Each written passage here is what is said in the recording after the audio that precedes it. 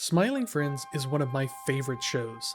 At first glance, it's simple, with bright colors and wacky characters, but the more you delve into it, the more you see the subtle details, and the work and love and care that was put into the creation of this show, and how every joke is a reference to a real life event or an internet niche, how the animation style changes, how the characters are consistent in their personality and feel all the more real for it, how the conversations are so natural and lifelike that it hardly feels like a show at all, and more like a window into these characters' lives. During my most recent watch through of the show, I was inspired by all the little details I came across and really wanted to take a deeper dive into the lore of Smiling Friends. So I created this massive iceberg containing entries about all the nuggets of information I found along the way.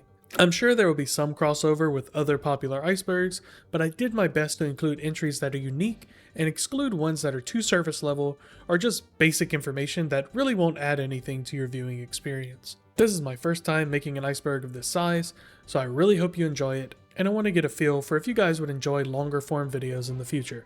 I've chosen to organize this iceberg by category to keep things fluid. I'll cover what each tier is about when we get to them, but I still wanted to maintain the traditional iceberg structure of entries getting more and more obscure as we descend, so I've tried to keep that in mind while creating these tiers. If you have any questions about any of the entries or additional information to add, please drop a comment. I love hearing what you guys have to say, and before we get into it, I just wanted to mention the staggering amount of lore and information that has been packed into such a short series with only 11-minute episodes. So I haven't and never could cover absolutely everything about the show, but I've done my best to include the most interesting information that I could find. With that out of the way, let's gear up and delve down into the depths of the Smiling Friends iceberg. I've dubbed the first tier of this iceberg the ism tier. These are mostly surface level entries that, while not blatantly obvious, are details that dedicated fans will have some insight on for at least a few of the entries. Smiling Shorts. Between the release of Season 2 and 3 of Smiling Friends, the creators Zach Hadel and Michael Cusack released 3 Smiling Friends shorts. You have definitely seen at least one of them pop up on your YouTube Shorts feed if you're a fan of the show. In the first short, Pim gets a cosmetic surgery to make his eyes the same size, but upon seeing them, Charlie tells Pim that it was a horrible idea and the new look is much worse than his original eyes. Pim sadly informs Charlie that the alteration is permanent. The second short involves a character named Roy Dempsey, who has recently been helped by the Smiling Friends and made to smile by Pim and Charlie.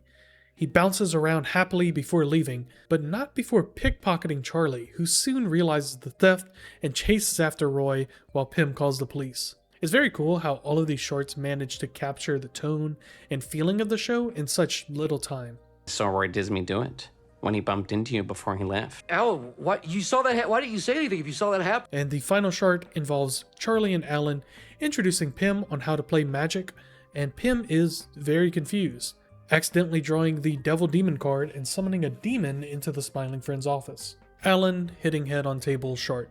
A fourth unofficial short was created by Sightseeker and posted to the Smiling Friends subreddit, in which Alan is searching the break room for a Blibbly and instead finds Pim dead in a trash can, to which Alan has no reaction. He then steps on a spike and hits his head on the table. A fifth Smiling Friends short was created with only that last portion of the video and where Alan repeatedly falls and hits his head. Zam Animation Studios. Zam Animation is the studio created by Zach Hadel and Michael Cusack, along with Aaron Frum.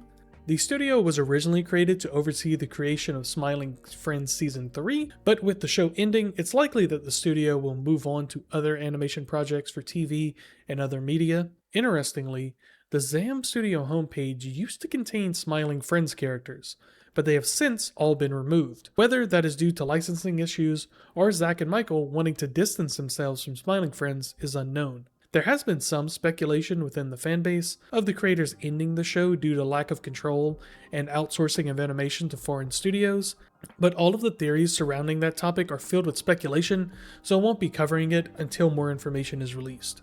Blue Janitor Dude. That's his official name, by the way. Blue Janitor Dude is a character that was in the original concept art for the show and was partially animated for the pilot, but ultimately was cut for time. His original quirk was going to be that he was a janitor that was so bad at his job that he made things messier. I can see why he was cut, since Glep kind of fills that role of the lazy employee already, and since he never has speaking lines, we don't know much about his personality. And though missing from the first 2 seasons, his mark on the show can still be seen in the title, where the baby blue coloring matches him and is a small nod to the character that was cut from the show. Blue Janitor Dude finally got his moment to shine in The Curse of the Green Halloween Witch in Season 3, where he is on screen for about 2 seconds before being drowned by Pym. The races of Smiling Friends. The universe of Smiling Friends has several races within it, and the list has actually grown since the series' inception. The races are humans, such as Mr. Boss, and pretty much anyone who you look at and think, yeah, that's a human. Critters, which are Pym and Charlie, and generally most of the colorful characters within the show. Critters sometimes wear clothes, but at other times are not needed depending on their anatomy. We also have demons like Satan and the Forest Demon, but also Mr. Frog is considered a demon, which probably accounts for his superhuman strength and speed. Those are the 3 main races, but there are a few other specialty races. Those being Schmalugals, which aren't critters surprisingly, but are their own individual race. Aliens, which are very different from one another, but are all grouped into one category. And finally, anthropomorphic animals, such as Shrimp, who is an animal, but is distinct from, say, the animals in Mr. Frog's beautiful animal sanctuary. Inspector Rectal Pin. After the city inspector turns to sand, we can briefly see that the man was storing his pin in a quite unusual and often underutilized pocket. Steam page. Some of the most fun details of the show are hidden in plain sight, such as the background of different web pages seen throughout the series, one of which is the boss's Steam page that we see in the episode Squim Returns. Netflix page. The streaming service menu that we get a glimpse of in Gwimbly Definitive Remastered includes in-universe shows, such as Earth's Craziest Crap, Large Mouse Hour, so that just happened, Gwimbly's Empire of Dust, The Snifflore Equation, The Death of Salties, UFO Sightings, Destruction of the Forest, The Mysterious Spamtopia, and The Little Norp That Could. We also see a continue watching section, but the titles for that section are cut off. YouTube page. Another time we get to see Smiling Friends in-world media is during The Boss Finds Love, when Alan, Charlie, and Pym are watching YouTube. In the recommended sections, we see Mr. Frog's Best Moments, which Charlie has been tuning into, 1 versus $1 million Execution, a body cam highlight video, Reviewing My Shitty Life, The Critter War Every Day, a free will debate, and a video from Professor Psychotic, testing his 7th experiment. Early designs. A lot of the early concept art for the show is out there, and it's very cool to see the subtle changes made to characters as they were finalized, especially how minor changes can completely shift the vibe of a character. In the original character panel featuring the Blue Janitor Dude, we see that all the Smiling Friends characters were going to be nude. The addition of clothes to Pym and Charlie really helped add to their personality, and I'm glad this change was made. But they didn't nail down their clothing on the first try. In this Pym spread, we see his design was originally more schlubby, and then back to naked, then kind of a more dopey look, and then finally, the clean, well-dressed Pym we get in the show. Charlie also went through various changes before landing on his iconic hoodie and hat design. Anytime Charlie has a button up on, it just feels so wrong. Even his demon hunting outfit just looks off on him for some reason.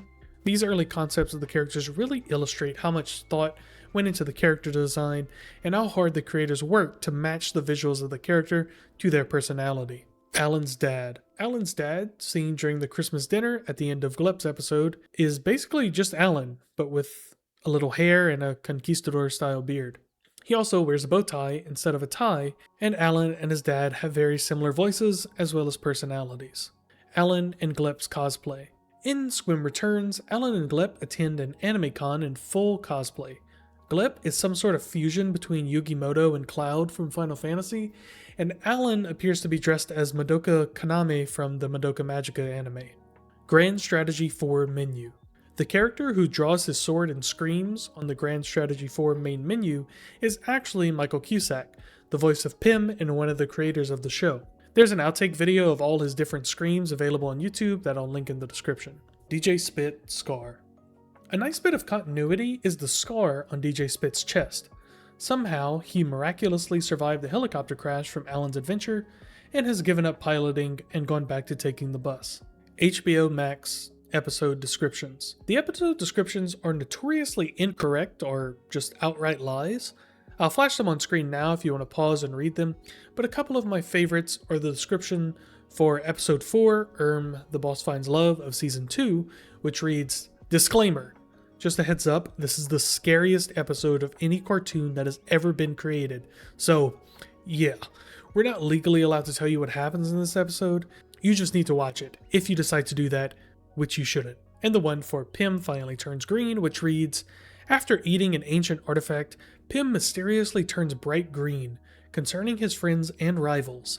At first, everyone is horrified, but eventually they learn to accept and love the new green Pym."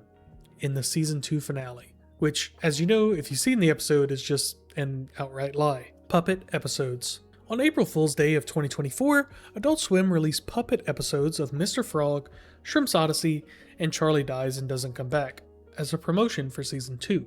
These episodes are awesome, and I love seeing all the practical sets and puppets used in them. I'll link them below, and they're a nice way to watch these episodes for free on YouTube if you're interested. The smiling logo was used before.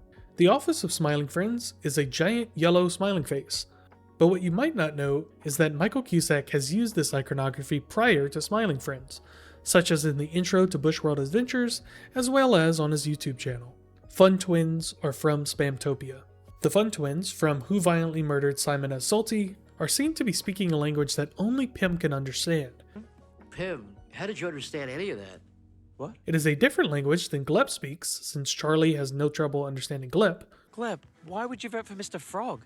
Okay, yeah. And in Season 2, we learn that Pym speaks Spanish. Oh, I speak a little Spanish. And given the Fun Twins' Spamtopia-like design and personalities, it's likely that the twins originate from there.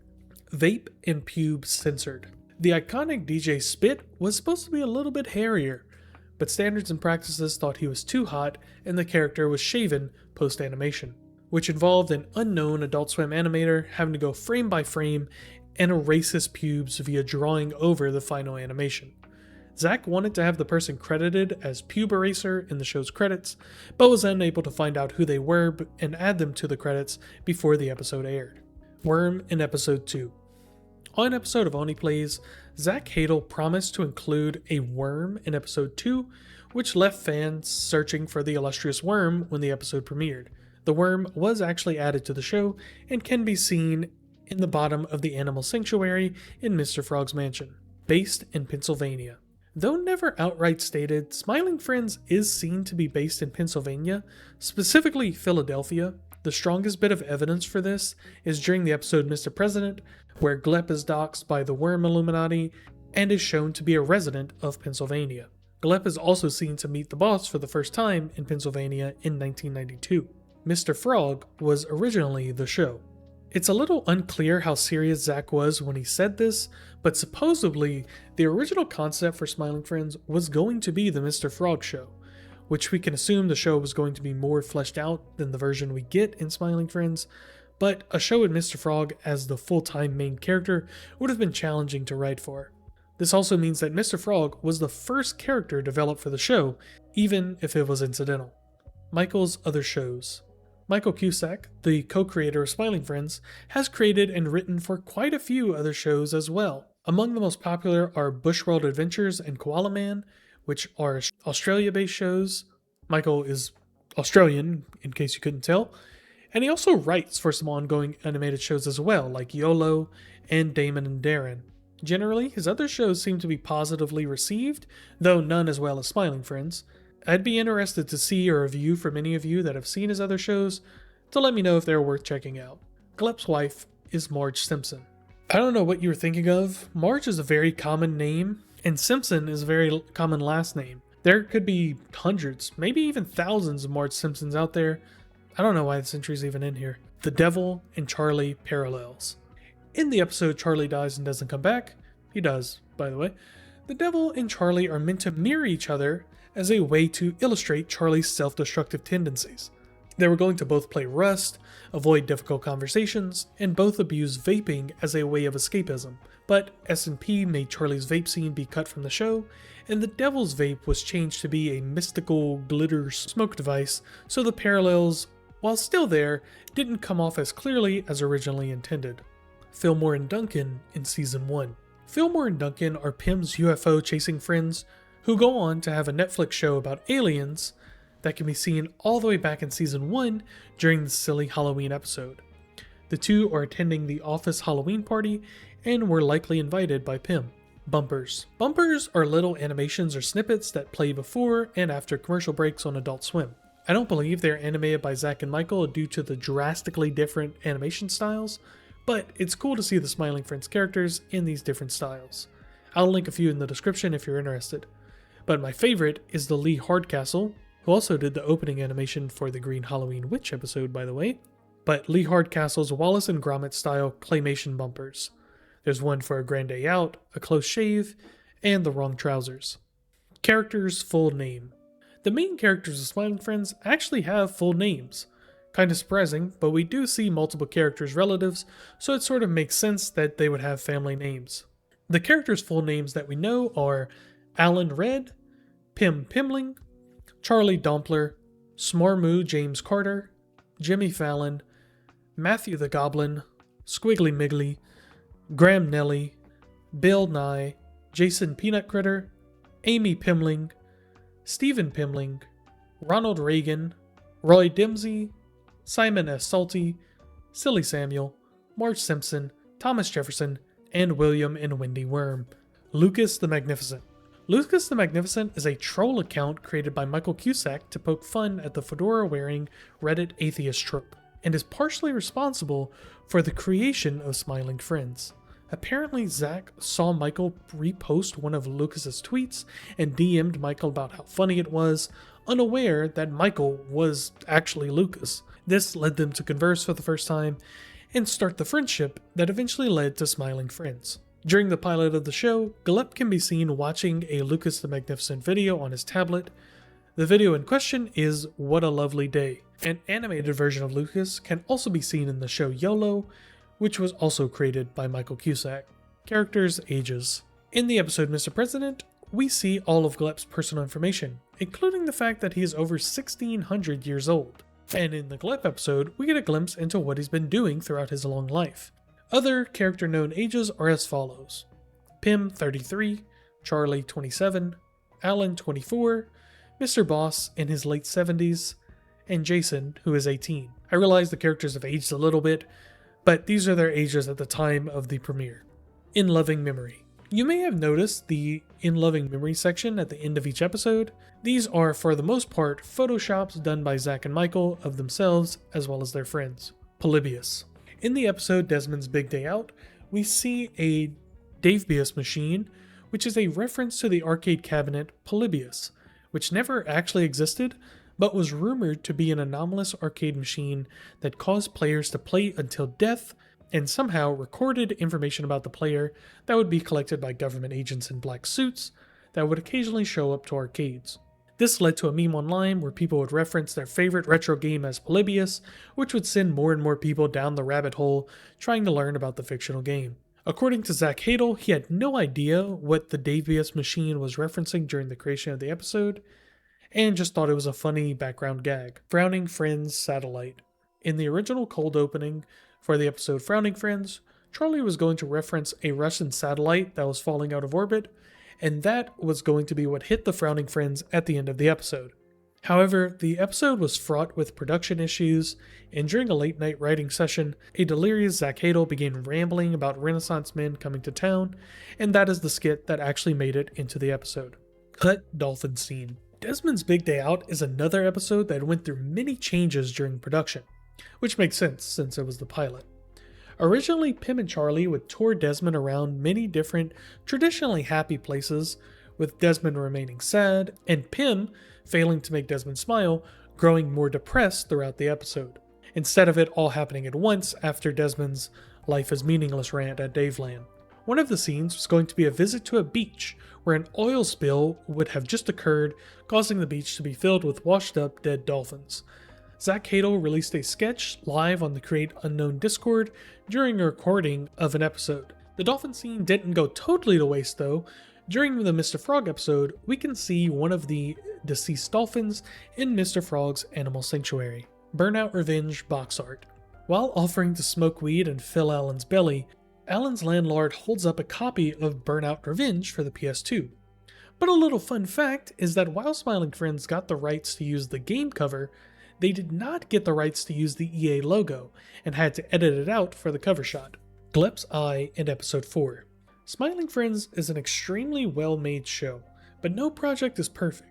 In Episode 4, while Glep is sitting on Marge Simpson, we see that a layering mistake occurred and slipped its way into the episode, resulting in a black and white square version of Glep's eye layered on top of the actual animation.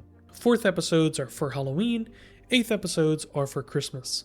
Despite never actually airing on the holidays themselves, every 4th episode in Smiling Friends is a Halloween episode, and every 8th episode is a Christmas special.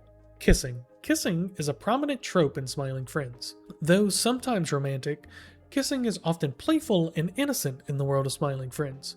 It makes you think how much kinder the world would be if we all gave each other a little smooch on the lips every now and then. Budget of the first season. The first season of Smiling Friends was done on an extremely low budget, estimated to be around $2 million, which is about the same as a single episode of Family Guy. What the creators were able to achieve with such a small budget is absolutely incredible. Though the budget grew in later seasons, it was still a relatively cheap show as it was aired on Adult Swim, a network that notoriously has extremely low budgets despite the popularity of their shows. Wingon. Wingon is the language spoken by Glep in Smiling Friends. Although only seen to be spoken by Glep, it must be a common language within the world of Smiling Friends due to him being understood by everyone he interacts with. Homer's hair.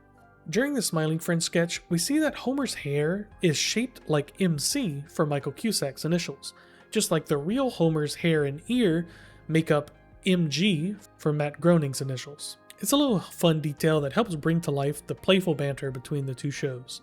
Tier 2 of the Iceberg is all about references.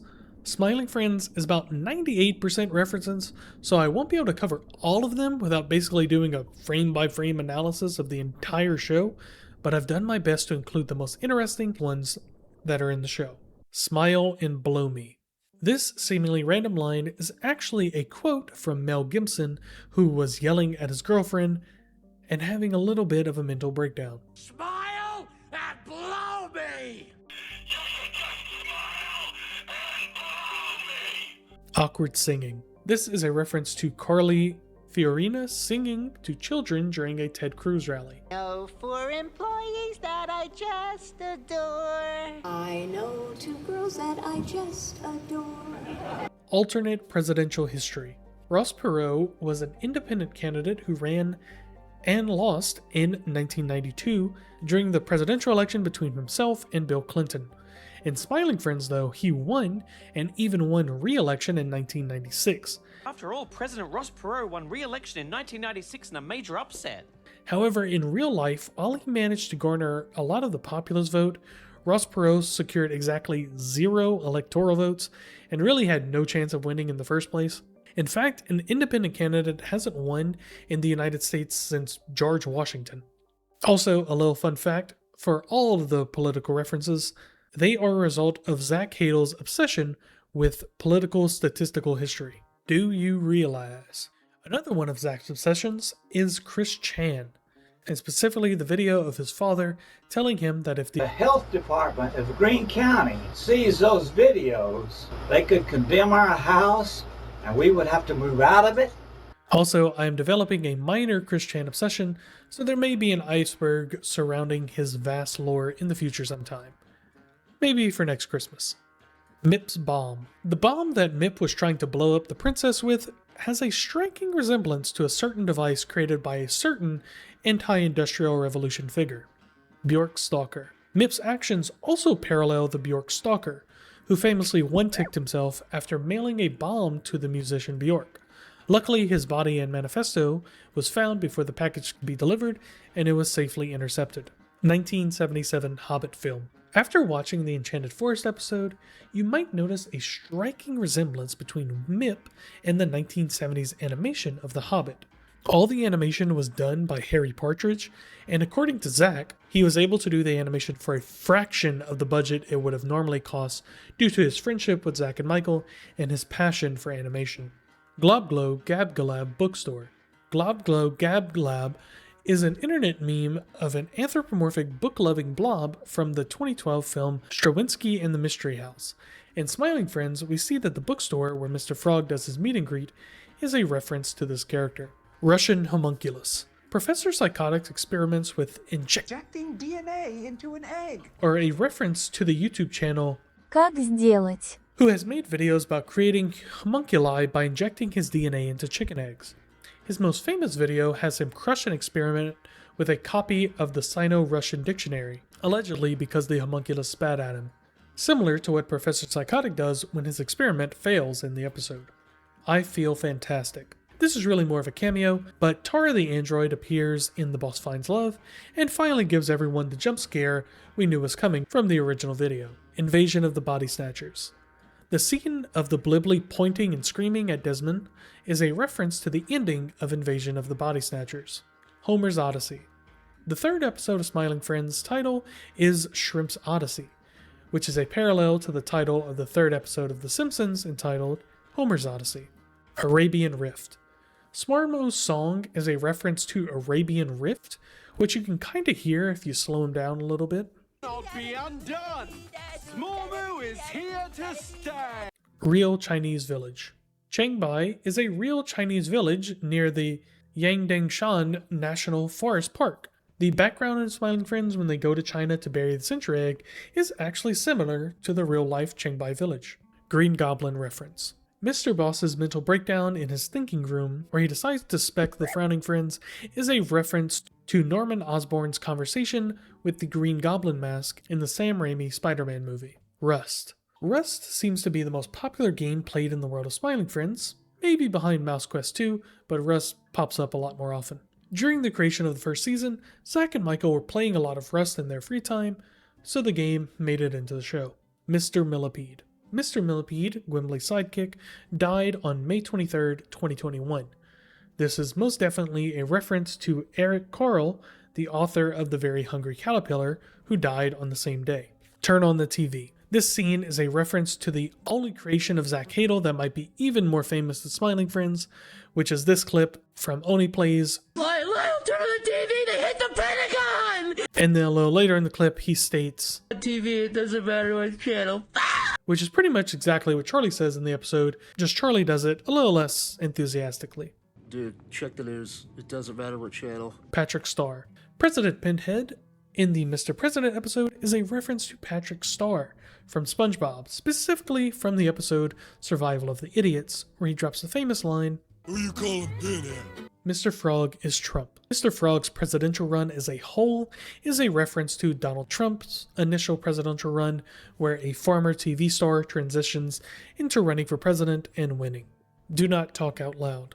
One of William Worm's lines, we want to remind the audience to please not talk out loud, to not applaud, you're just wasting time, is almost directly taken from a comment by moderator Anderson Cooper during the second 2016 US presidential debate between Hillary Clinton and Donald Trump. I want to remind the audience to please not talk out loud. Please do not applaud. You're just wasting time.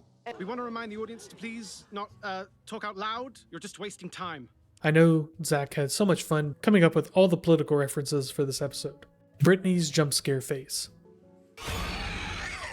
This may be a reference to the infamous violin girl scene from the Courage the Cowardly Dog episode, Courage in the Big Stinkin' City. By the way, I absolutely love Courage, and I used to wake up at like 2 a.m. to the opening playing on my TV and watch an episode and then be so scared I would go back to sleep before another one played. So let me know if you'd like a Courage Iceberg or, some kind of analysis video, because I'd be stoked to have an excuse to rewatch the show.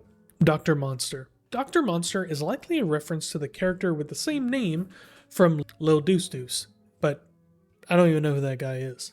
Who is Dr. Monster? What is that? I've got to go. Bye. Charlie's Demon Hunting Outfit. Charlie's Demon Hunting Outfit looks similar to Linkara and may also be a reference to the vampire hunter Abraham Van Helsing from the Dracula franchise. Zeta Reticuli. Zeta Reticuli is an actual star system and is prominent in UFOlogy.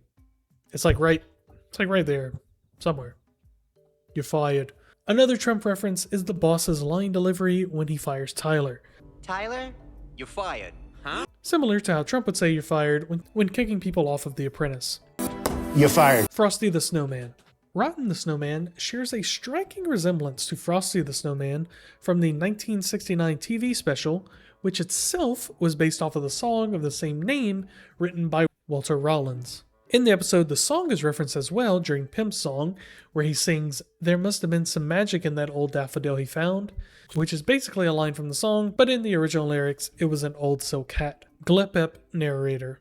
Another reference to the Frosty cartoon is the narrator at the end of Glep's episode, who appears to be a parody of Jimmy Durante's character in Rankin Bass's Frosty the Snowman, 1969. Mr. Frog's flashbacks. All of the flashbacks seen when Mr. Frog is ascending are references to some sort of cultural event or event that happened within the show. My favorite is the I'm with Stupid picture with him and Epstein. Jesse Ventura. Jesse Ventura appears as himself, but in a puppet form in the episode Mole Man, where he is discussing a conspiracy of President Shrimp's assassination, which mirrors the magic bullet theory from the JFK assassination, where the official report is that the bullet went through JFK, the driver, and then landed on the overpass, somehow completely still intact. Jesse Ventura is discussing this because in real life he has a similar conspiracy Alex Jones-esque show where he covers similar content. I don't like them putting chemicals in the water that turn the friggin' frogs gay. Triplets.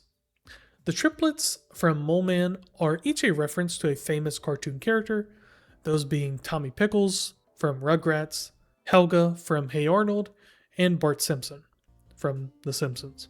Solar opposites. The firemen that talk to Mr. Boss outside of the office resemble Terry and Corvo from the show Solar Opposites. The Exorcist. When Charlie tries to exorcise Glep from his demonic possession, he chants, "The power of Christ compels you," referencing the 1973 horror film The Exorcist. Super Monkey Ball. Super Monkey Ball, enjoyed by both the boss and Pim, You like Super Monkey Ball? Pim. Bro, I knew I liked you, dude. Come here. is a game from 2001 on the GameCube where you move around as a monkey inside a ball, collecting bananas and playing various mini-games. DK Bongos. Next to the GameCube are also DK Bongos, which are one of the most unique controllers ever conceived, which are used to play the Donkey Konga rhythm games. Mothman. Mothman is a parody of the real cryptid of the same name, with Mothman's comment about destroying another bridge being in reference to the 1967 Silver Bridge crash, which he was supposedly involved in. Balatro. One of the cards Glep is holding in the Pim and Charlie Save Mother Nature episode is the Joker card from the popular gambling sim Balatro. Simpsons parody. The Simpsons parody is sort of a clapback / acknowledgement of the Simpsons reference to Smiling Friends, in which Bart is watching a show called Screaming Friends. The Simpsons seems to be poking fun at the loud and chaotic nature of Smiling Friends, without really understanding the finer comedy of the show. The Smiling Friends answer this in a funny, poorly animated version of the Simpsons opening, where Bart uses the Hawk Tuah joke, Hawk Tuah, man. Boy. 4 after its expiration date, as a way of commenting on how The Simpsons is out of touch and behind the times. Pim also comments on how long The Simpsons has been running. After 487 seasons, they've still got it. Something that Zach and Michael were conscious of never wanting to become. That being a never-ending series that loses its charm and becomes less and less funny and relevant over time. The Course of the Empire. Charlie's painting that he needs his job to pay off is by Thomas Cole, one of a series of 5 paintings called The Course of the Empire.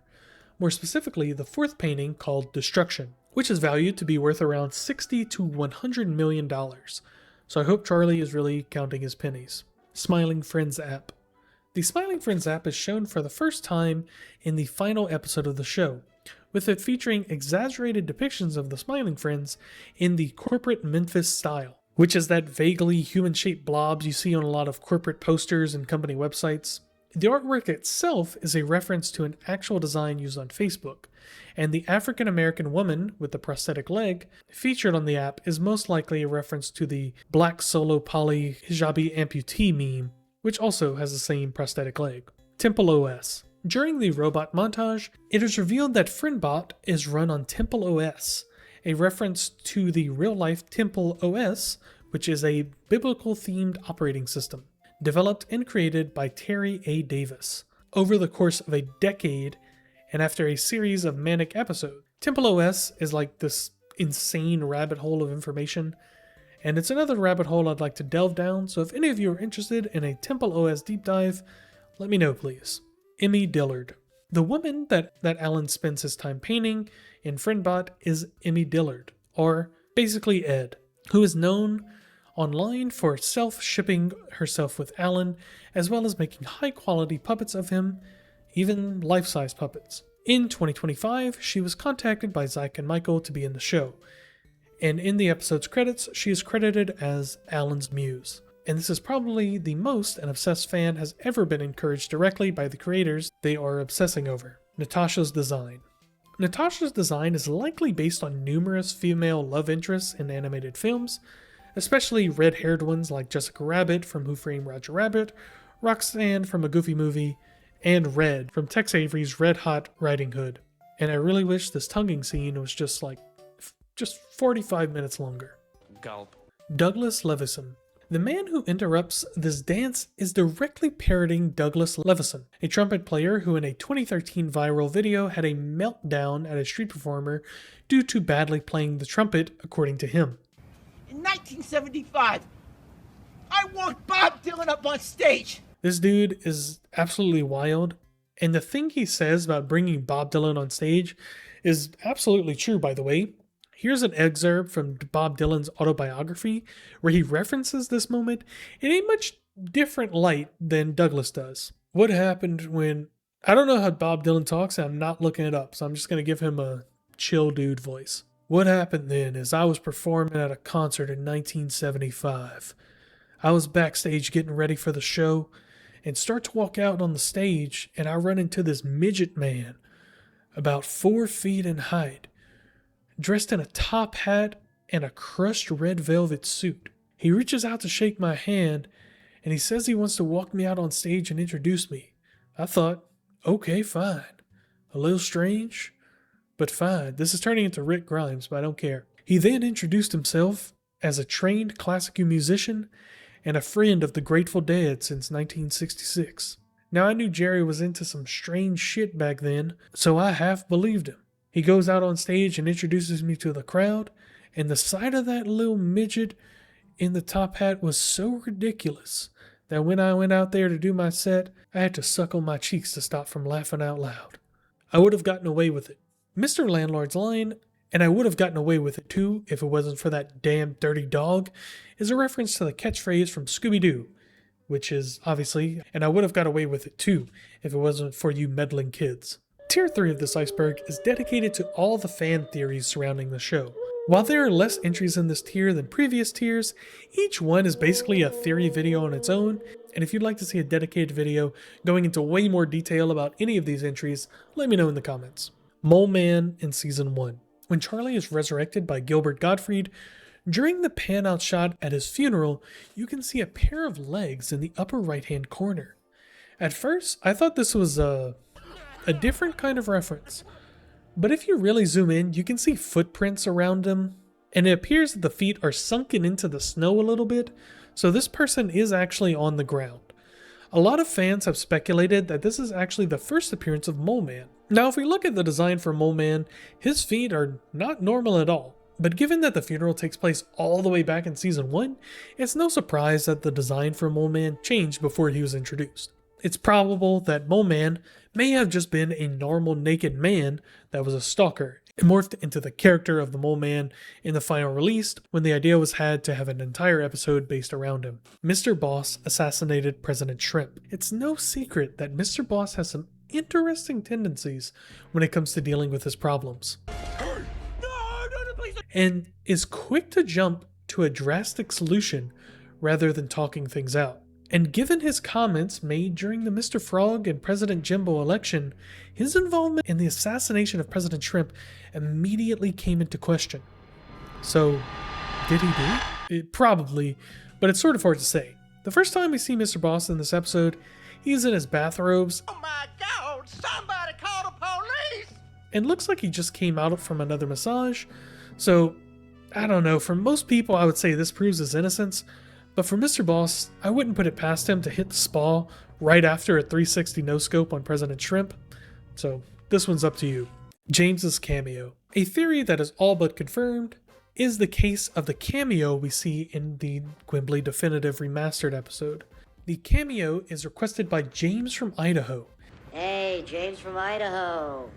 And seems to be a pretty standard cameo at the start, telling a fan happy birthday and playfully telling his friend to go to hell. But a couple of details here change the narrative. For one, there is a James featured in this very episode, the one who rips off Charlie's nose, and in the post-credits scene is revealed to be obsessed with him. The one guy who actually gave a damn about you.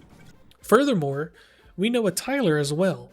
This Tyler, who was fired in episode 7 of season 2, and who we see has a close personal friendship with Charlie. Is it possible that James sees Tyler as an obstacle to himself becoming close with Charlie, and in a fit of rage requests the cameo, then decides to step in personally and corner Charlie when he is all alone, forcing him to be his personal smiling friend for an entire day before letting out his final frustration on the CEO? Personally, I think this is the truth of the matter, and James is not an innocent man requesting a cameo, but is in fact a plotting, obsessive stalker who plans to lure Charlie into a trap and force him to stay with him forever. Grease killed Salty.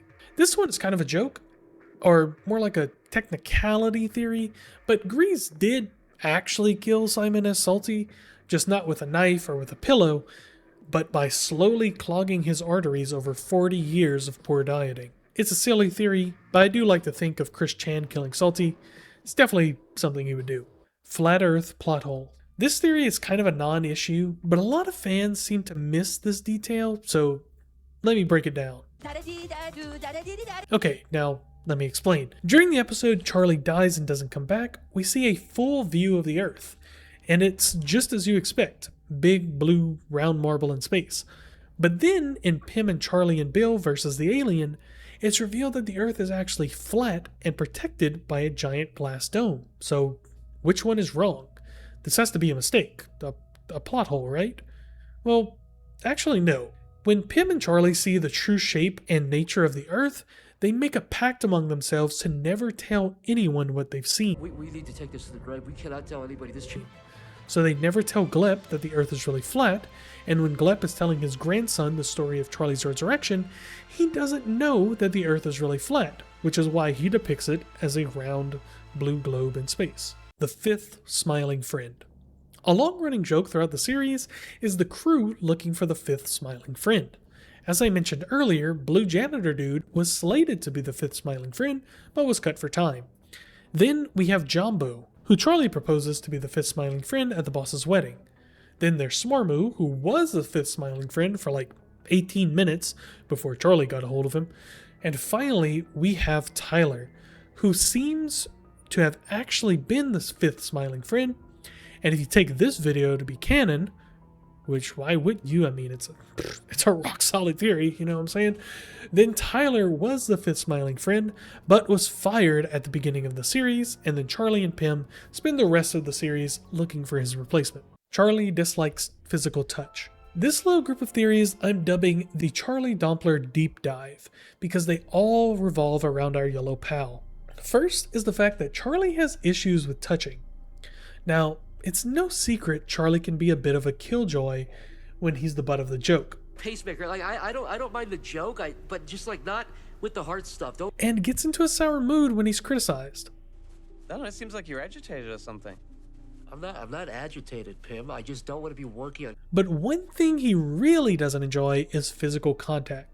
In the pilot, we see Alan give Charlie a little peck on the nose, and Charlie later confronts Alan about this in episode 7 of season 2. Though he didn't say anything in the moment, it's clear that this interaction made Charlie feel very uncomfortable. The next instance is when Charlie is resurrected and Pym is hugging him, and Charlie warns him to watch where his hands are placed, which might seem rational, but we'll come back to this when I give my proposition to the cause of Charlie's condition. The last bit of evidence is Charlie's refusal to let his girlfriend wipe his face at Christmas dinner. Hey, don't touch me. Don't ever touch me. So, what's the big deal? Maybe the guy just doesn't like being touched. That could be the case, but it could also be the case that Charlie was actually the victim of abuse by none other than his own uncle, who we know is a bit of a pervert. Cincinnati sex pest. I don't think it's irrational that the Cincinnati sex pest got a little handsy with Charlie at one point, and thus gave Charlie an irrational dislike of any kind of touching.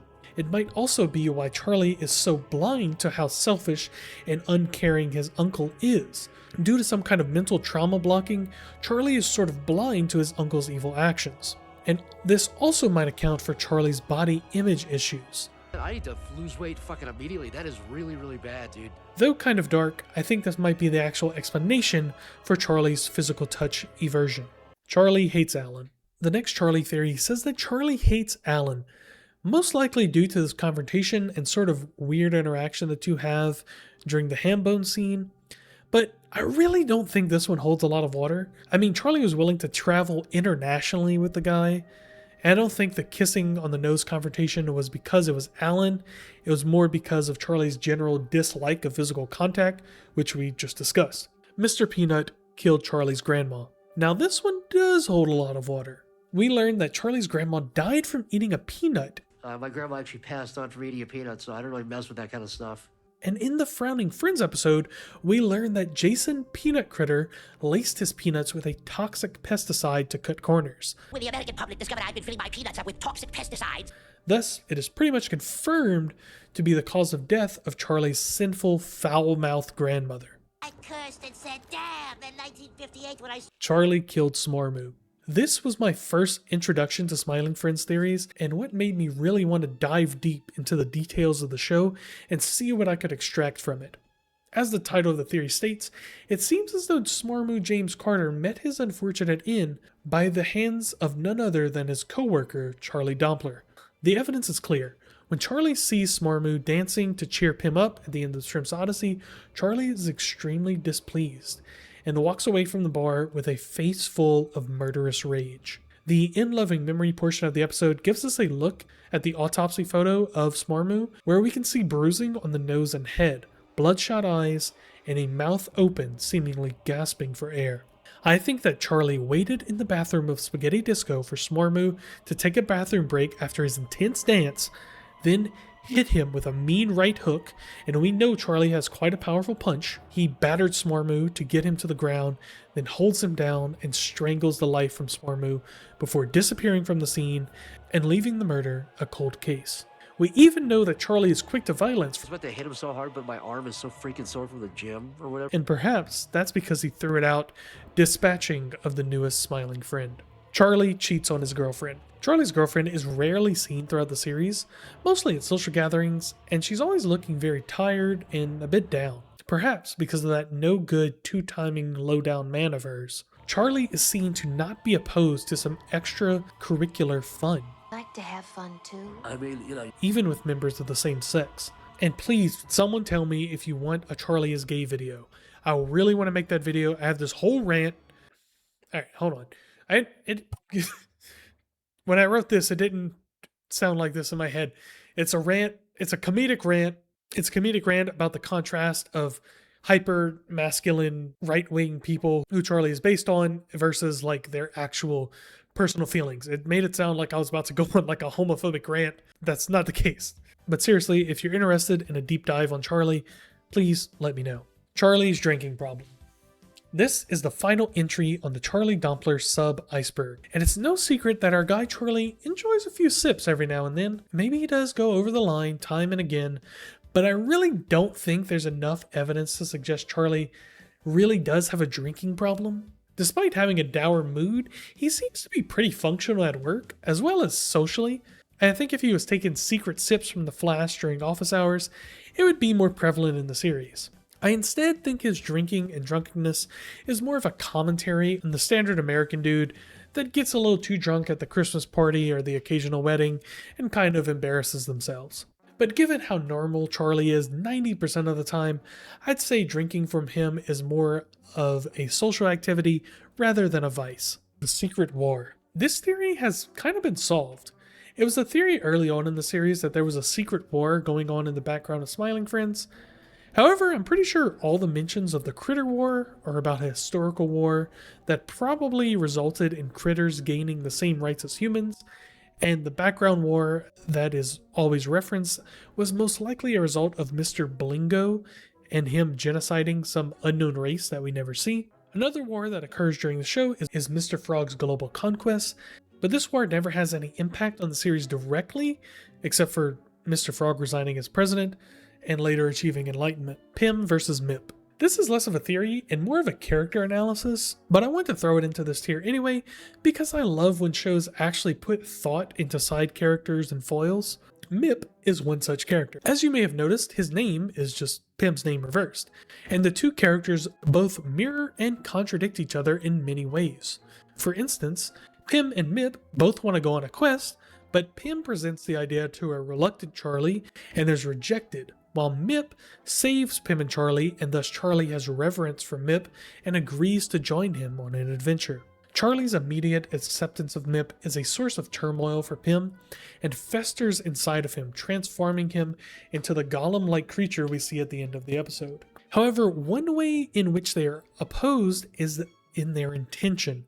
Pym, even in this state, is ultimately a good-hearted character and has the best interests of everyone he encounters in mind, whereas Mip presents the same outward appearance of goodwill, but in actuality is a stalker and attempted murderer. And we see a literal physical representation of Mip's bad intentions and truest thoughts when he dies and turns into a goo demon, scaring Pym and Charlie. Smiling Friends is a show filled with cameos and roles performed by famous internet personalities and various celebrities.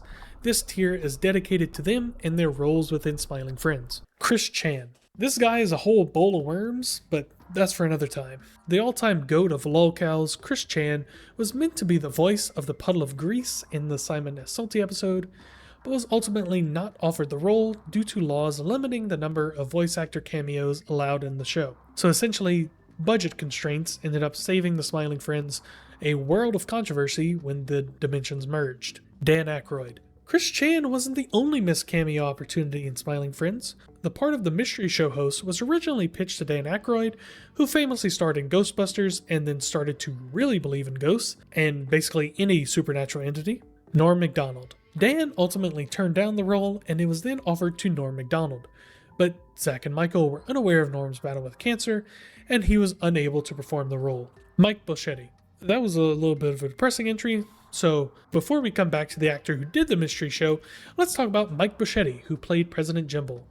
Boschetti is a unique-looking actor, and he really kills it in the role as the dopey, unaware president. Outside of Smiling Friends, Mike is best known for his role in The Artie Lang Show, but has appeared as a minor character in several TV projects over the years, including Monk and Louie. Red Letter Media. Zach and Michael are clearly big fans of Red Letter Media, as Mike Stocklasa has a prominent role in the pilot as Desmond, and he and Rich Evans return in Season 2 as the Purple and Brown Aliens. It's crazy how much a simple voice filter can hide personal identities, especially from someone with such a unique voice as Rich. Jay Bauman also makes a cameo as the voice of the intergalactic policeman. You are being detained for destruction of... It's really sad that we didn't get to see a Mr. Plinkett cameo or a reference of some kind before the show ended. James Rolfe.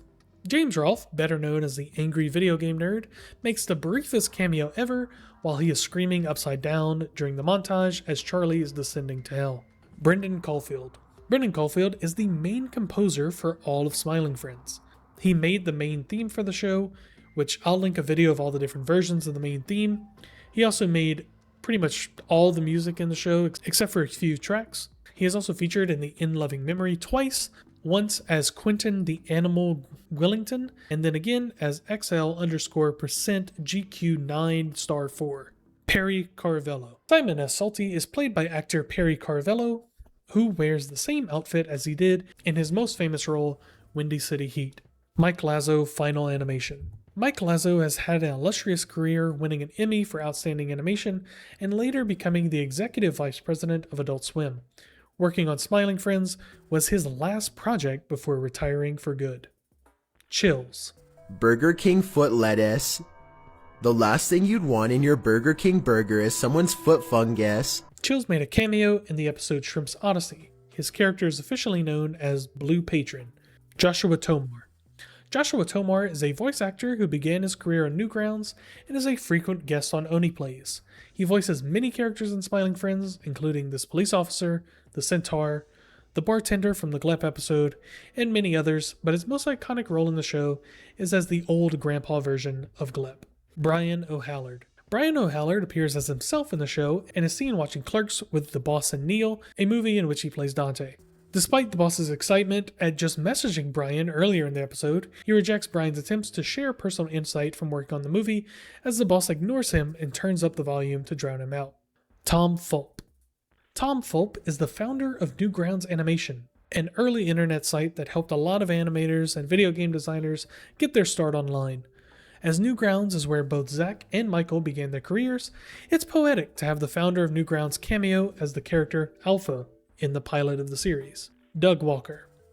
Better known as the Nostalgia Critic, Doug Walker is a YouTuber who critiques video games and various media that people hold in high regard, largely due to nostalgia. In The Boss Finds Love, he makes a guest appearance as Daniel the Demon Slayer, where he performs a Demon Slayer version of his iconic video intro.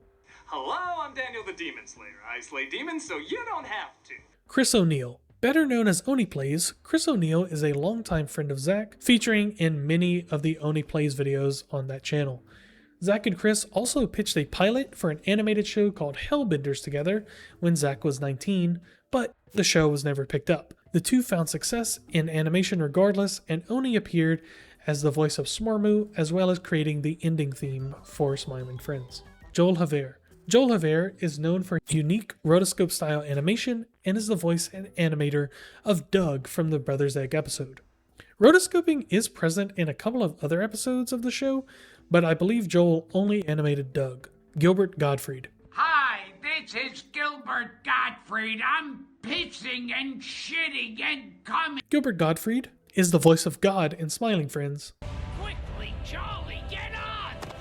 And this was actually his final role before passing away in 2023. Jim Norton. Jim Norton, famous bald comedian, voices Mothman. Oh, what's up? It's me, Mothman. Wolfhard Brothers. The Wolfhard Brothers make several appearances throughout Smiling Friends. Finn voices the guy who lived in the walls, as well as a few of the Blipleys. And his brother Nick also voiced some of the Blipleys and is the voice of the iconic character Graham Nelly, who is a darn whiz on the skateboard. Jane Badler. Jane plays the TV host who is speaking about the Mr. Frog TMZ reporter controversy. Outside of the show, she is best known for her role as the main antagonist in the show V, or 5, I don't know. She also has 3 albums released from Australia and seems to perform a lot of minor roles in a plethora of shows. Jim Knobloch. And finally, we arrive at the true host of the mystery show of the Silly Halloween Special. Jim plays the iconic tidy-whitey wearing mystery show host, but before his breakout role in Smiling Friends, Jim was a prominent character on Dr. Quinn Medicine Woman. And I know this is somehow part of a joke that I'm not getting, but I simply don't get it. One of my favorite aspects of Smiling Friends is the horror within the show. Whether it's gruesome deaths or genuinely scary sequences, horror and Smiling Friends are deeply intertwined, and this tier is meant to celebrate all the moments of horror within the show. Halloween costumes. To start off with this tier, I want to take an entry to appreciate all the Halloween costumes we get to see in the show from our main characters. Starting with a silly Halloween special, Pim is dressed as a cowboy, and Charlie refuses to dress up due to him not knowing what kind of costume will be offensive in 10 years, much to the chagrin of his sexy mouse girlfriend. Mr. Boss is dressed as Charlie Brown, Alan goes as the Joaquin Phoenix Joker, and Glep and his wife are a couple's costume of Nancy and Ronald Reagan. The second Halloween special, The Boss Finds Love, doesn't feature a traditional Halloween party, but we do get to see Charlie in a demon hunting outfit, which seems to be a cross between Ken Kara, a comic book reviewer who has been on the Oni Plays channel, and Abraham Van Helsing from the Dracula series. We also see Daniel the Demon Slayer, so I guess that counts as a costume as well. In the final Halloween special, we once again miss out on traditional costumes, but instead get to see morphed and horrific versions of the characters. Spider Alan is just Alan, but with more legs. We see the eyeless boss, Melting Charlie, which is horrifying, but we'll talk more about that in a second, Possessed Glep, and Psychotic Pim. as well as a few new spooky characters, one of which is the Green Halloween Witch, which is the second witch we've seen in the series. By the way, the first witch from the Enchanted Forest is canonically named Witch Hand, because of the little guessing game she plays with her hands, which is very funny. There's also Blue Janitor Dude, who really isn't in costume, but he's in uniform with a mop and bucket, so I'm counting it. The ghost of the boss's mother appears in the episode, and finally, the actual Pyramid Head from Silent Hill 2 shows up for a brief cameo. I feel fantastic. Scooting back to the Boss Finds Love, we see that Charlie is holding on to Tara the android for his uncle, sort of implying that Tara was created by Charlie's uncle, which is very unsettling. And if you don't get the reference, Tara is an android featured in the music video I Feel Fantastic from all the way back in 2004. Somehow this uncanny android was created and given articulating facial pneumatics that give it an unsettling vibe as it stares deadpan into the camera and sings an off-pitch version of the song I Feel Fantastic. Luckily, Smiling Friends breaks the tension by finally having the android perform a jump scare. Keiko Demon. In the episode Charlie dies and doesn't come back, during his odyssey through hell, we see him sneak past a Keiko Demon. The one in the show seems to be a Doom reference, as it looks a lot like the 16-bit version from the early Doom games, but Keiko Demons actually originated in ancient Greece. Their names literally meaning evil spirit, Keiko Demons were known to the Greeks as shape-shifting miniature people with a giant penis and balls between their legs, which is kind of funny, but the Greeks used large genitalia to represent barbarism, so that sort of makes sense. Senseless murders and deaths. I also want to use this tier to give a mention to all the moments of senseless and extreme deaths throughout the show. While not scary, I think they represent the horror that life could end at any moment, and we really have no control over that. Maybe breaks you out of main character syndrome of your life of going, nobody can hurt me, I haven't told my story yet. Or do you think it's probably... So here are some of my favorites from the series. Bill Nye, the Meat Foundation Lady, the Frowning Friends, Mip, the CEO, Squim, Squim's Soul, Mr. Frog's Agent, the Inspector, the Forest Demon, the Boss's Wife, this guy at the construction site, the guy who gets pulled apart in the Magical Red Jewel episode, the Schmaloogle, all the peasants of the 14th century, Charlie's uncle's pill dealer, this random guy getting stomped in Shrimp's apartment, and finally, the guy falling from the top of the stairwell. World Helium Shortage. This is kind of a depressing, doom-pilled thing to look into, but yes, the world really does have a helium supply issue. It's less of like we're running out of helium and more like we keep going to war with the places that supply helium. Qatar is the main producer of helium on Earth and is currently in a war-torn state, which is putting a strain on the supply going out to the rest of the world.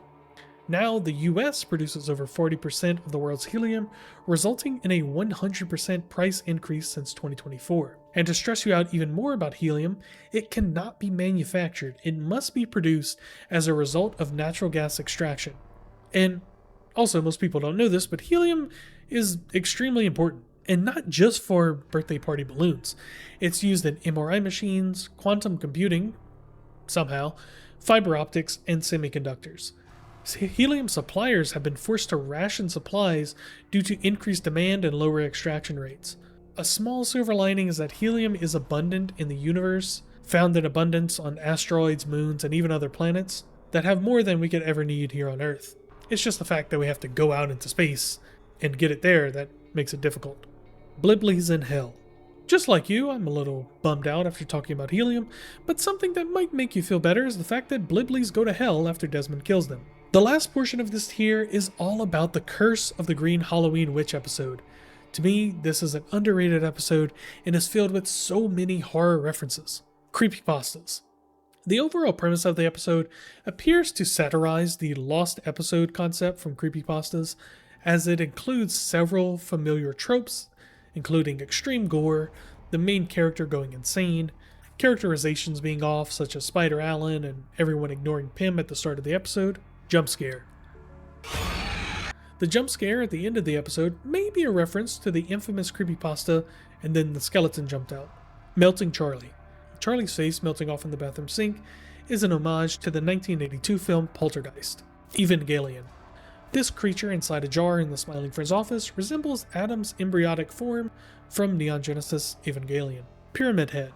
As I mentioned earlier, the recurring character from the Silent Hill series appears in the monster-filled hallway Pym rushes through.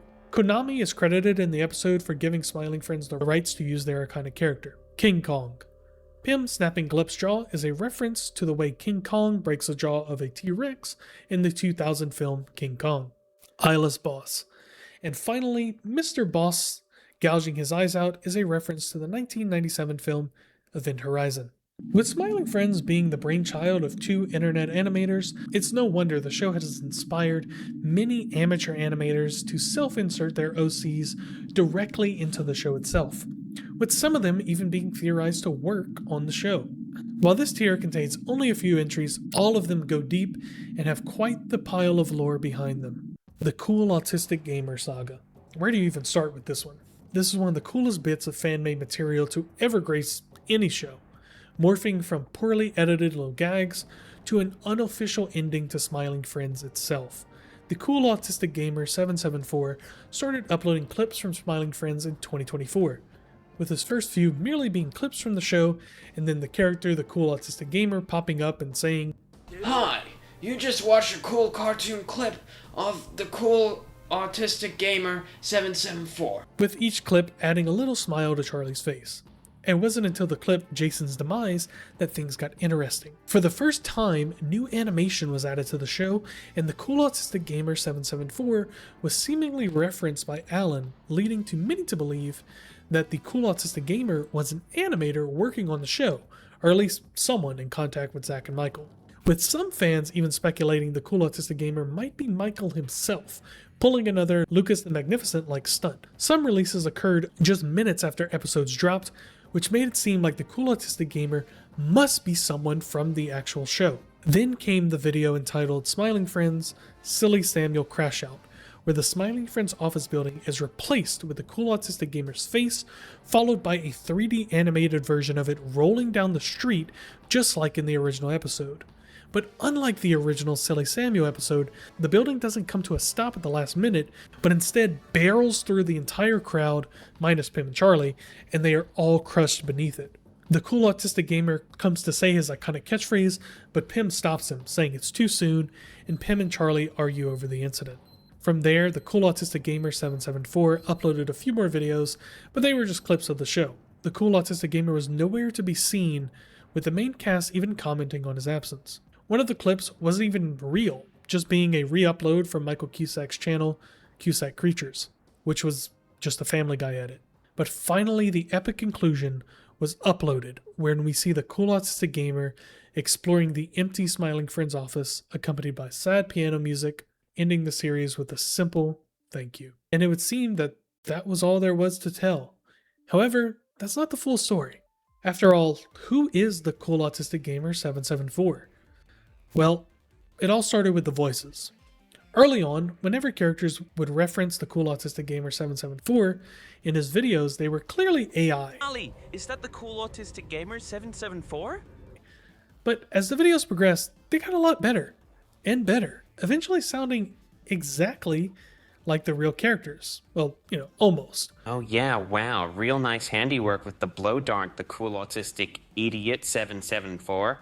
While characters like Pym and Alan were pretty much indistinguishable from their real counterparts, Charlie, or the person pretending to be Charlie, couldn't quite nail down Zach Hadel's unique nasally voice. That fact, combined with the realization that the clips seemingly uploaded only minutes after release were actually featured in YouTube trailers for the seasons, had people questioning whether or not the Cool Autistic Gamer 774 actually worked on the show. This renewed the hunt for the Cool Autistic Gamer 774's identity.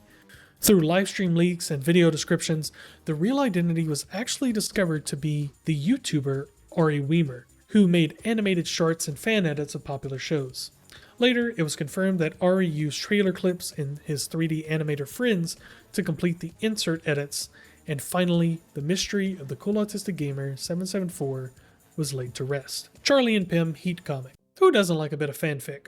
The Charlie and Pim Heat comic is a comic series done by the Twitter account Minty Cannolis depicting Charlie and Pim in a polyamorous gay relationship with Alan and Oscar. They're actually pretty well drawn, but they are definitely not safe for work, so I can't show you the full glory of Charlie flashing some root, or what the boys get up to on a slow day at the office. I can, however, show you this rendition of Pim as lesbian Tobey Maguire from Spider-Man 3. Check out the full gallery on your own, if you're brave enough. Critter Clips 2002. Another fan channel is Critter Clips 2002, who uploaded Smiling Friends clips featuring the character Dolly Dimpley. Unlike the Cool Autistic Gamer 774, Dolly is meant to actually be a part of the show, adding quippy one-liners that are references to the outdated 2010s era of dank memes. Do you mind repeating that? He didn't just say what I think he said, did he, guy? This comedic style contrasts sharply with the show's realistic humor and conversational pace. The characters pretty much ignore Dolly, which is a funny reoccurring joke that conveniently makes her present much easier to add into the show. Dolly Dimpley, I think, is a sort of commentary on the annoying commentary that so many shows include in every scene that remove the authenticity and just ruin the situational humor by acknowledging it directly. In the video Pim Wants Pizza, she is seen to have a mental breakdown after her quirky humor once again fails to land. That was really bad. Sorry. As her videos become more complex, characters are seen to be looking more uncomfortable and seem to not only ignore her, but are incapable of acknowledging her. This theme continues in the Schmalugels video, where she finally snaps and punches Charlie and goes on a tirade about how no one ever acknowledges her before running away and taking the Smiling Friends mobile with her. All throughout her rant, Pim looks uncomfortable, but still can't bring himself to look at her, almost as if there's a force stopping him from doing so. In the next video, the group chat, she seems much less confident in her jokes, and overall she's quieter.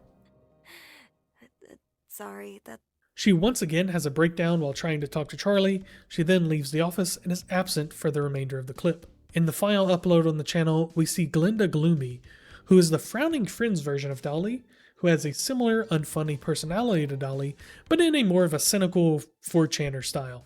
Wild, right? The two have a cringe off from across the street, Yeah, bro, you're just talking shit. Grown-ass woman, too, acting like that. where Glinda ends up hurting Dolly's feelings and gloats about it. Glinda continues to make homophobic jokes to Grim and Gnarly before making a racial joke about Dolly, who gets very upset and quotes Tropic Thunder. You mean, you people? The two argue, and Dolly lectures Glinda about how to interact with people in the real world before Glinda gives up and runs back inside. The Critter Clips ending is a little more abrupt than the Cool Autistic Gamer 774, but I think her videos overall were higher quality, and they actually made you start to care about Dolly, who started off as this super annoying and cringe character. Blue Since 2012. Blue Since 2012 has a different vibe than the other two self-inserts in this tier, as their entire existence is dedicated to stopping self-insert fans and to save our favorite Smiling Friends, as Blue sees self-inserts as a threat to the show, even going as far as attempting to have a Schmalugel blow up Critter Clips in the process. One immediate difference you'll notice about Blue is that he is actually animated like a critter from the show, and his animations are very well done. Blue's videos are centered around him protecting the Smiling Friends from the popular self-inserts. What I really enjoy about them is that they take place in the background of scenes from the show. You can hear the real scene going on in the background as we view a new perspective of a familiar scene. It's really super cool. In my favorite video, The Ultimate Prank, Blue invades the final video of the Cool Autistic Gamer 774 and puts him in a Saw-esque trap where he has to reveal his identity or be subject to a neurotoxic gas. But it was just a prank, and the two, along with Smiling Friends, as well as Brian O'Halloran, can be seen all hanging out in the Rumpus Room. Here, it's revealed that Blue is responsible for everyone ignoring Dolly. In his penultimate video, we see an altered version of the Christmas dinner where Alan's dad shoots a P laser beam, Blue hangs out with Pim and his brother, and Charlie is kind to Zoe, thanking her for being there after she cleans his face, resulting in her smiling. I don't want to spoil the whole video, so go check it out for yourself. And that was the end for a while. But then out of the blue since 2012, he uploaded once again with a video titled Mike and Janet just a few weeks ago.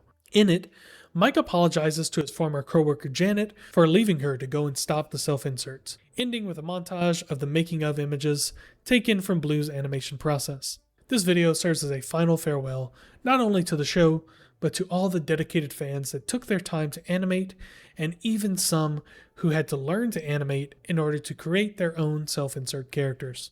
The final tier of this iceberg is all about the blink and you miss it moments. Odd little moments or characters thrown into the show that adds so much to the personality and vibe of Smiling Friends while only briefly appearing in it. Thank you for coming on this journey with me, and let's learn about these final entries together. Squim 911. We learn in Squim Returns that he retired in 2001. This casts a dark shadow, as we know Squim isn't very good in tragic situations. He most likely did his weird little dance in front of people whose families were victims of 9/11, and thus was forced into retirement by Mr. Boss in order to save face and save the public from Squim's relentless positivity. Wall Guy. The guy living in the walls of Smiling Friends ultimately meets a dark fate. We only see the wall guy in the pilot of the show, and then he goes unseen for the next 2 seasons, until the episode Silly Samuel, where we finally get another glimpse at the rude man in the walls, only to discover that he has perished, and we see his mummified corpse still sitting at his computer desk. Little Helpers. Little Helpers was the original idea for Smiling Friends. We only ever got this poster, along with a few other character panels for it, but in it we see some familiar faces, such as Zoe without the glasses, a cursed version of Pim, and a character that was supposed to be voiced by Mike from Red Letter Media.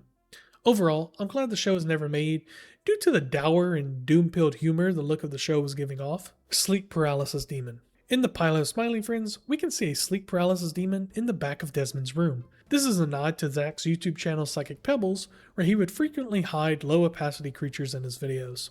Brittany's previous victims. The boss isn't the first person that Brittany sucked the soul out of.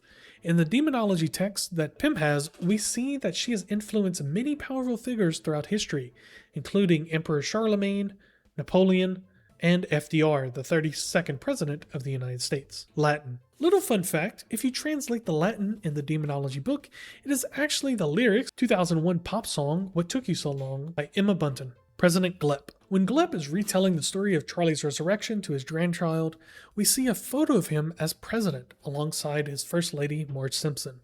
So things went well in Glep's career after the end of Smiling Friends. Grimblow. This is the name of the purple character in the Little Helpers poster. He was created in 2017 and is believed to be the earliest version of Pim that exists.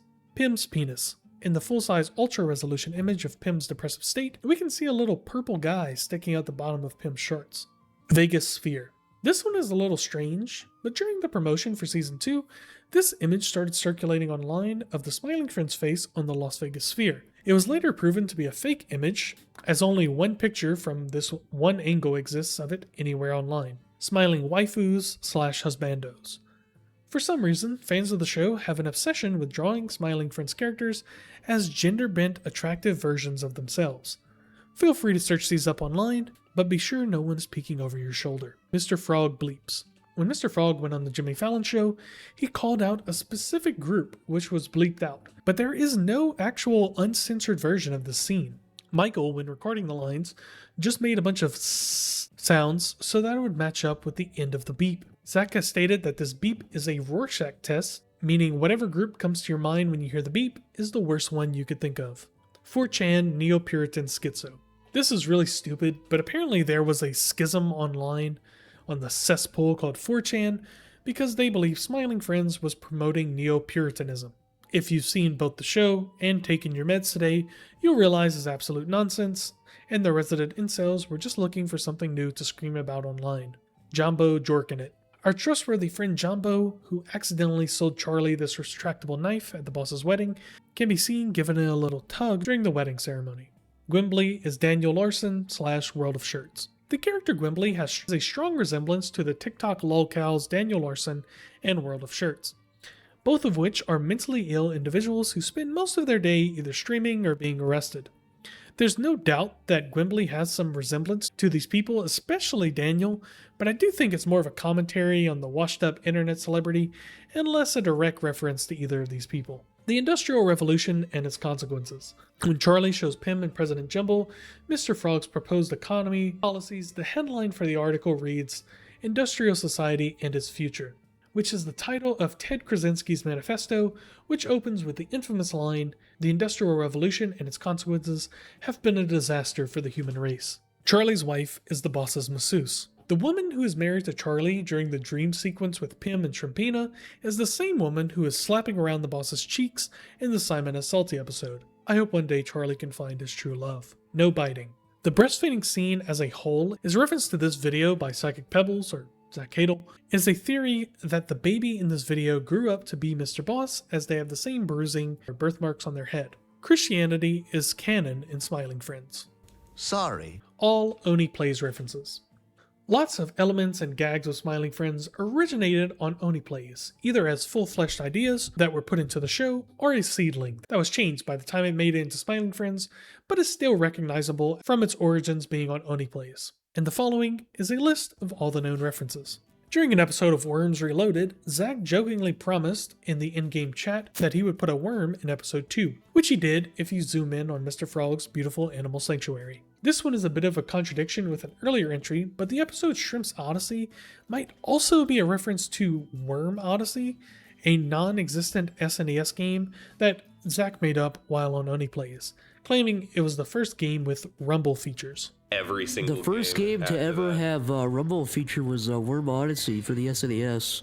Mouse Quest 2 might seem like a bit in Smiling Friends, but the fictional game that Shrimp is obsessed with is based on a real game that was played on the series named Rat Simulator. In Charlie and Pim and Bill vs. the aliens said that they imprisoned someone for refusing to shove a CD holder up their ass. This bizarre act originates from an Only Plays episode where Chris asked if anyone had experienced something where they had to ask themselves, "Am I gay?" Co-host Spaz Kid admitted to inserting a CD case up his ass to test whether he liked it or not.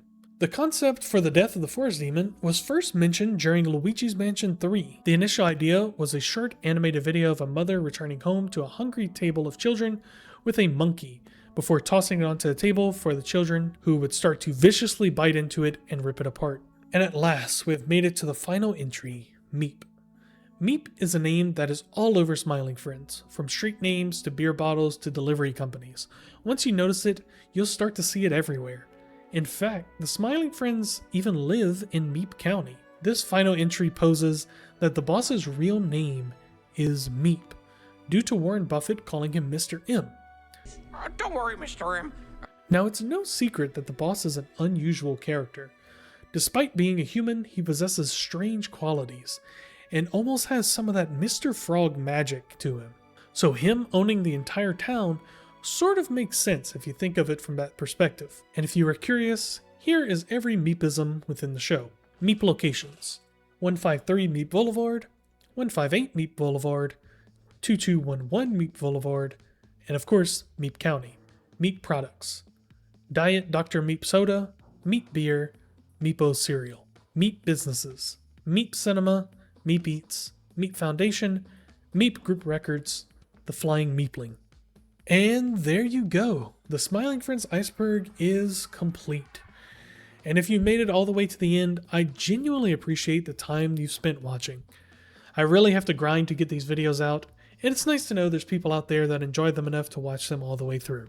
If you want a full video on any of these entries, let me know in the comments, and I'll be sure to get those out in either a full-length video or at least a short. Again, thank you so much for watching. I'm going to reply to a few comments from the previous videos, so stick around for that if you want. But if not, one last time, thanks for watching. Have a great night, everyone. Starting with this comment from Gabby, I would be interested in doing more movie type reviews, especially older movies, as I find them a lot more creepy and unsettling compared to like just jump scare horror. So if you have more suggestions, leave them in the comments below and let me know if you'd actually like to see those kind of reviews, or like analysis, not necessarily a review. I'm really glad that talking about shows like Over the Garden Wall, Gravity Falls, maybe some other ones in the future, bring up the sense of nostalgia in people, and they get to relive the memories that they have as a kid and look at the show through a new adult or like more well-rounded lens. And I think I'm going to do more videos on a few older animated shows. Courage the Cowardly Dog, definitely feel like an Iceberg, or just looking at the horror of the show would be so much fun. Avatar: The Last Airbender, and just a few other shows that they don't have to be that old, but A few of the shows that have had time to simmer and people kind of forget they existed, it'll be fun to come back to those and experience them again as like a full series. Because when you watch shows as a kid, you might not see the full thing, you only catch an episode every now and then, and you remember liking it, but you might not know the entire story. I am glad someone is enjoying these videos, because they are taking so much time to make, but I am having a lot of fun. And yeah, that's about it. Thank you so much for watching, and I'll see ya next time. Glob glow gab galabs. Glob glow gab galabs. Glob glow. Glob glow gab galab. Glob glow gab. Glob. Glob glow glab.